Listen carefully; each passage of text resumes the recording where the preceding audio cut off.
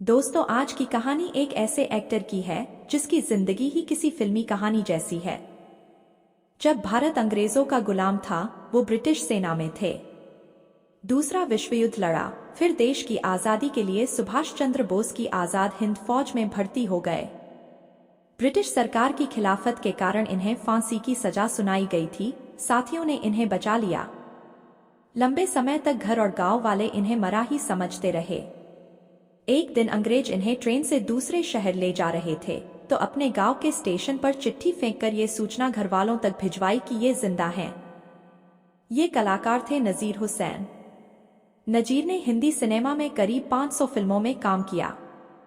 नजीर ही वो शख्स थे जिन्होंने भोजपुरी सिनेमा की नींव रखी।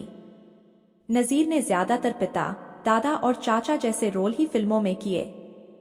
500 फिल्में देने और भोजपुरी सिनेमा को शुरू करने के बावजूद इन्हें कभी कोई सम्मान नहीं मिला। तो दोस्तों, इस वीडियो के अंत तक जरूर बने रहिएगा और वीडियो अच्छे लगे तो साथ ही चैनल को जरूर सब्सक्राइब कीजिएगा। दोस्तों, नजीर हुसैन का जन्म 15 मई 1922 को उत्तर प्रदेश के गांव उसिया में हुआ था। पिता शहबजाद खान इंडियन रेलवे में गार्ड हुआ करते थे। जब होश संभाला तो इन्हें भी पिता की सिफारिश से रेलवे में फायरमैन की सरकारी नौकरी मिल गई। कुछ महीने बाद फायरमैन की नौकरी से उठकर इन्होंने ब्रिटिश आर्मी ज्वाइन कर ली। उसी समय जब दूसरा विश्व युद्ध शुरू हुआ तो आर्मी ने इन्हें जंग के मैदान पर पहुंचा दिया। कुछ समय के लिए नजीर की पोस्टिंग मलेशिया और सिंगापुर में थी। माहौल बिगड़ा तो इन्हें वॉर के दौरान बंदी बनाकर मलेशिया की जेल में कैद कर दिया गया। हालांकि कुछ समय बाद इन्हें रिहा कर भारत भेज दिया गया। भारत वापस आए तो अंग्रेजों की गुलामी से इनका मन भर चुका था। 40 के दशक में पहले ही देश में आजाद हिंद फौज बन चुकी थी, जिसकी कमान नेताजी सुभाष चंद्र बोस के हाथ में थी।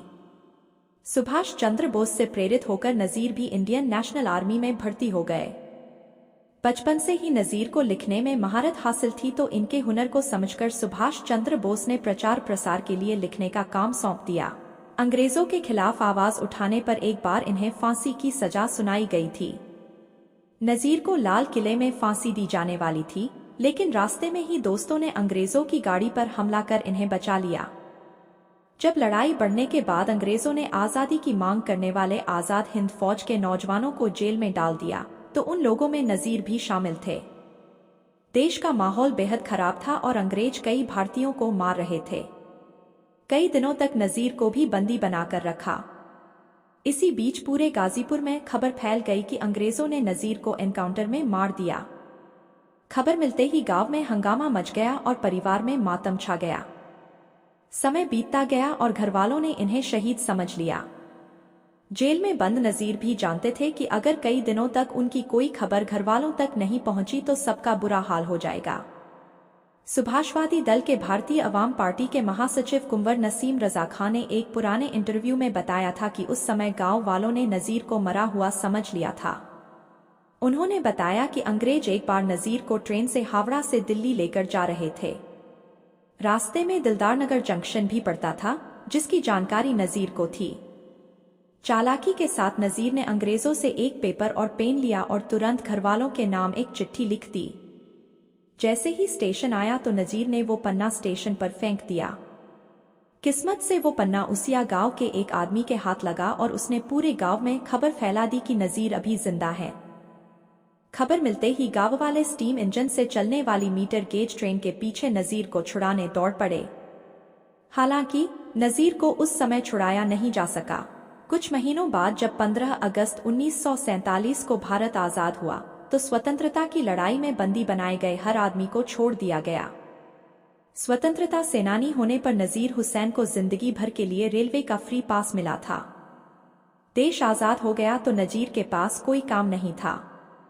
कुछ समय बाद नेताजी सुभाष चंद्र बोस ने उनकी मदद करते हुए उन्हें अपने भाई शरद चंद्र बोस के पास भेज दिया, जो कोलकाता में नाटक लिखा करते थे।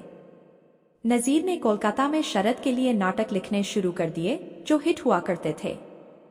शरद ने नजीर की मुलाकात पीएन सरकार से करवाई, जिन्होंने 40 के दशक के आखिर में production company new theatre company बनाई। काम पसंद आने पर बीएन सरकार ने नजीर को साथ में काम करने का मौका दिया। नजीर नाटक लिखते थे और साथ ही उनमें अभिनय भी करते थे। एक दिन प्ले देखने पहुंचे बिमल रॉय को नजीर का काम काफी पसंद आया। नजीर सुभाष चंद्र बोस के साथ काम कर चुके थे। ऐसे में जब बिमल रॉय ने बोस पर फिल्म पहला आदमी 1950 बनाने का फैसला किया तो उन्होंने स्टोरी लिखने का काम भी नजीर को ही सौंप दिया। इस तरह नजीर बिमल रॉय के परमानेंट असिस्टेंट बन गए। डायलॉग और स्क्रीन प्ले लिखने के साथ वो बिमल रॉय की लगभग हर फिल्म में अभिनय भी किया करते थे। नजीर हुसैन हिंदी सिनेमा के पॉपुलर कैरेक्टर आर्टिस्ट रहे, जिन्होंने मीना कुमारी और अशोक कुमार स्टारर फिल्म परिणीता 1953 और शम्मी कपूर स्टारर फिल्म जीवन ज्योति 1953 में काम कर दर्शकों के दिल में गहरी छाप छोड़ी। 2 बीघा जमीन 1953 में रिक्शेवाला बनकर भी नजीर ने सबका ध्यान अपनी तरफ खींच लिया। इनके खाते में देवदास 1955, बंदिश 1955, नया दौर 1957, मुसाफिर 1957, अनुराधा 1961, साहिब बीवी और गुलाम 1962, कश्मीर की कली 1964, गीत 1970, कटी पतंग 1970, मेरे जीवन साथी 1972 जैसी दर्जनों हिट फिल्में रहीं। 1960 में भारत के पहले राष्ट्रपति राजेंद्र प्रसाद ने एक कार्यक्रम का आयोजन करवाया था, जिसमें नजीर हुसैन भी मेहमान बनकर पहुंचे। डॉक्टर राजेंद्र प्रसाद बिहार से ताल्लुक रखते थे और वो जानते थे कि नजीर की भोजपुरी भाषा में अच्छी पकड़ है। ऐसे में दोनों ने बातचीत के दौरान भी भोजपुरी भाषा का ही इस्तेमाल किया।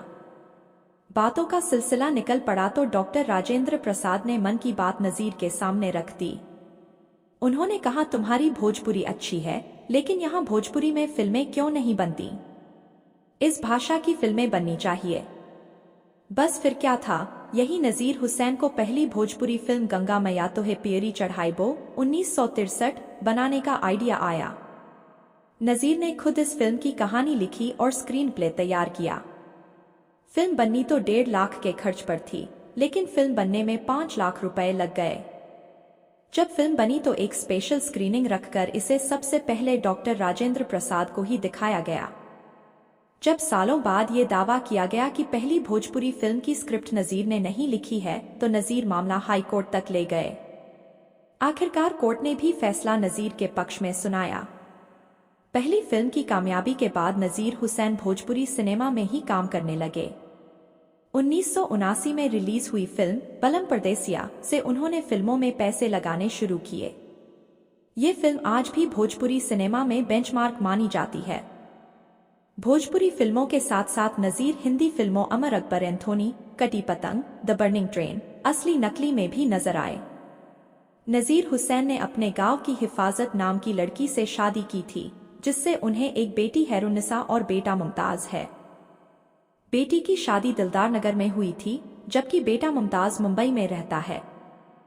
फिल्मों में आने के बाद नजीर भी अपने परिवार के साथ मुंबई के मलाड इलाके में ही आकर बस गए, लेकिन उन्हें गांव से इतना लगाव था कि वो अक्सर फिल्मों की शूटिंग के लिए गांव जाते और अपने पुराने साथियों से मिलते थे।